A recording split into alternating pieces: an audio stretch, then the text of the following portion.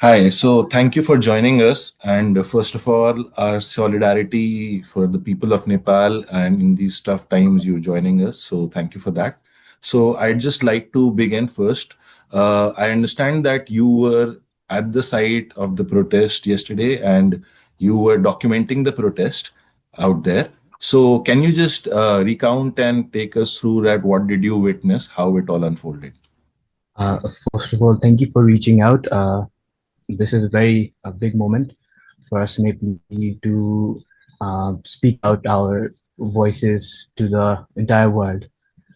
So yesterday, I went to the protest that was started with the spark of the Gen Zs. Um, I just went there as an artist, as a photographer who belonged to the Zenzi community. I didn't feel like it was just a protest for us only. It was for the whole generation that has been let down by the corruption and injustice for years and years. It wasn't just another demonstration, it was a genuine movement, a feeling of revolution for us and for me especially. Yesterday, the people there they created an incredible sense of hope and unity when they started at around 11. They were chanting different kinds of slogans, they were singing patriotic songs.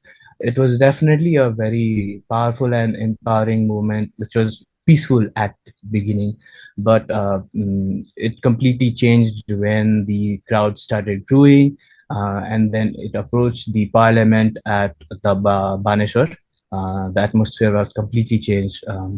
From what I think and what I feel and what I saw there, before they started throwing the canisters of tear gases in and out of the parliament, there were people who definitely kind of intruded the crowd of the Gen Zs.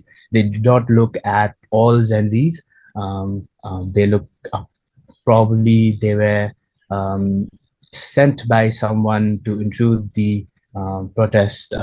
That's what I feel. And also, after looking at all the documented things throughout the internet, throughout social media, especially Instagram and X, there have been a lot of records of these people who infiltrated the front line of their protest, were involved in some kind of political parties beforehand. um, so I think that's what turned this peace protest into a chaotic and a very tragic one. Yeah. So when you say Gen Z, this was a Gen Z protest, and it was Gen Z who were leading this. What do you mean by Gen Z? So is this just people at random in this generation, the specific age groups, or is it some specific groups who had called the protest? How did you get to know about it? How did people converge around it? No, there's definitely no groups or any parties that are associated with the term Gen Zs. So Gen Zs definitely means in age group that people are born between the late 90s to the early 2010s. So these were the people who Yeah, were present yesterday, yeah, especially these people who came together in unity yesterday. But yeah.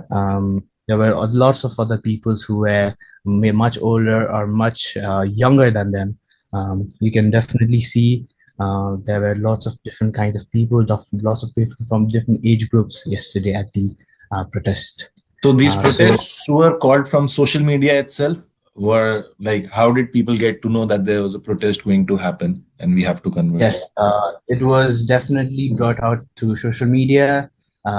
People were gathering, people were frustrated.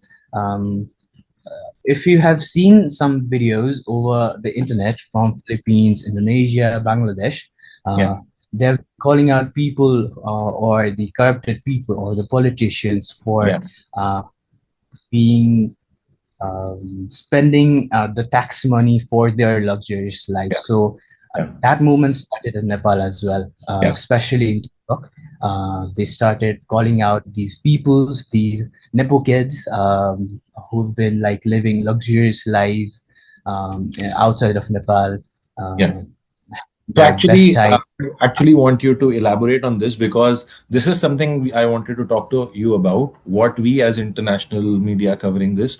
So the initial narrative that came around was that the protest was triggered by the social media ban, and social media ban was taken as the cause. So can you just basically elaborate on what this campaign was, the Nepo campaign that had been going on, and was social media ban a trigger, and in what sorts was it a trigger, and how did it lead up to it? So after all these things happened, and the campaign began in the Southeast Asian countries, Nepalese who've been frustrated out of corruption and everything since a very long time, they got triggered by it.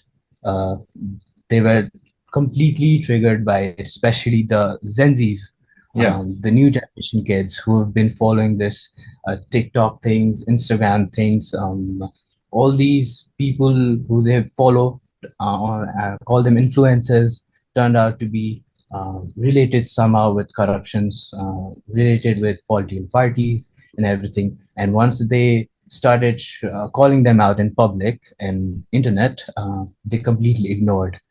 Even now, if you or like if any of us go and check these people out there, they haven't spoke a single thing about yesterday's protest or yesterday's incident at all, not a single word.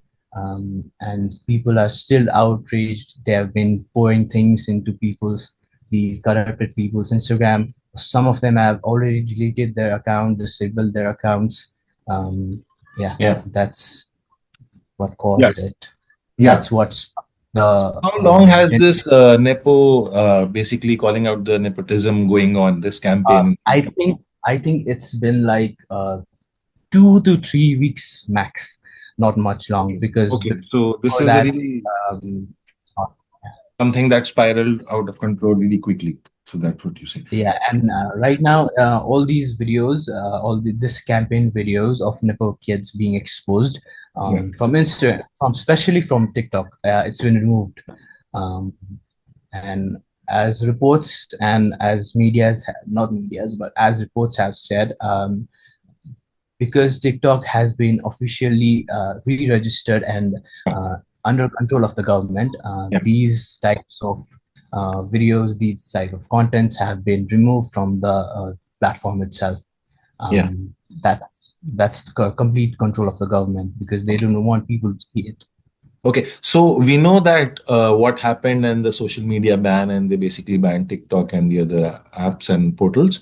So, but in the run up in the last 2 to 3 weeks, I want to know what basically led the government to take these steps. Why, what induced them? Of course, I understand that there's a campaign going on and it could be negative, but generally, governments are able to basically ignore such things or just go around without this.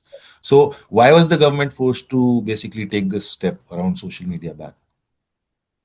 So in I'm not sure how long ago, but there was definitely a social media act bill in around, I think it was 2081 in Nepali year, Yeah, Bikram Samba. And there was a social media act, the bill. It stated that all these social media platforms, they should come into Nepal, establish their physical, what do you call, authoritative offices, and have Nepali people be at the office. So they wanted to control all these social medias. They presented this bill. People were opposed it. They definitely like this is completely against our freedom of expressions.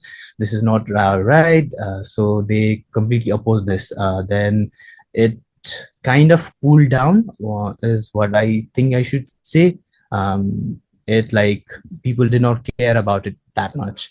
Then it's every 2 to 3 months, the government, the communication ministries, and the IT ministries, they take this notice out to ask these platforms who have not been registered in Nepal to come to Nepal and register. And according to the communication minister right now, he just stated that these social media platforms, which has been banned in Nepal, which is now currently open, it's yeah, open now. It's completely open now. Uh, yeah, social media platforms. do not want to come down to Nepal and register themselves because of the corruption and non-transparency.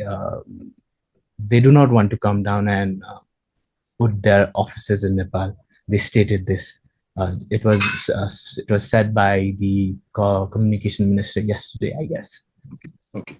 So I want to come back to Gen Z and the sentiment that they have. What is the current sentiment that Gen Z and in general the people of Nepal have after yesterday's event? So after yesterday's event, it's not just Sanzis anymore now. It's the whole nation. It's the whole nation outraged. They have completely vandalized many ministers' homes, and it is said that the PM is trying to escape the country. But I'm not completely sure about it because there were like multiple army choppers flying in and around the minister quarters, their residences, and Nepal army camps around Nepal, around Kathmandu. It's not just about the Gen Z protests anymore. It's about it's about anti-corruption. Hmm. It's about the frustration they took out from yesterday's killing of Yeah, innocent kids, yeah, kids who were trying to get home from their colleges. All these innocent people who lost their lives just because they wanted the government to hear them. Um, it's just like very disheartening and very sad. yeah, Right now, it's chaotic right now yeah. because most of the Nepali, they are at the ground protesting for their future right now. Okay. It's yeah. Yeah, definitely. And how safe are you guys right now? What is the situation for Um, people in general, not just protesters, but people in general, the people of Nepal city living? And where is uh, the unrest? Is it just Kathmandu? Where else is unrest no, right now? yeah, it's not just in Kathmandu, it's throughout Nepal, everywhere. If you If I had to say, it's literally at every part of Nepal right now where people are raged.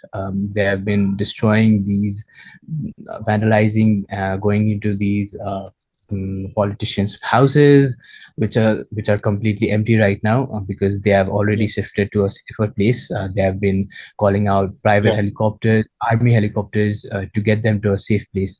The international airport, Tribhuvan International Airport, it's completely closed. There have been armies all around the airport right now. They have like completely armed armies right now at the airport. There are like multiple helis flying in and out of the airport right now, which is very sad that they couldn't use it at the right place at the right time, but using for their own purposes. It's very sad. Yeah. Um, so about the safety, there have been lots of reports that again at the place where they started the protest yesterday, Maidigar Mandala, there have been reported that the armies, the Nepal police are ordered to shoot on sight um, if there is any uncircumstances under some circumstances, like if they started violence again, they are ready to shoot them out again. Okay. Okay. And police, not just in Maitikar Mandala, the police are roaming around the different places where they are protesting, especially at the residence areas of the minister quarters. They are firing guns, throwing the tear gas canisters again. They are burning down places. Okay. Okay. So, apart from the social media crackdown, has there been any physical crackdown or individual targeting among protesters? Not exactly individual target, but there's a group called Hami Nepal, who is not affiliated with any kind of political parties. None of them, none of the members, none of the volunteers are affiliated with any kind of political parties. They have been working since a very long time now, during different kind of emergencies. They have been providing help. They've been providing volunteers and everything. They've been doing a lot since a very long time now.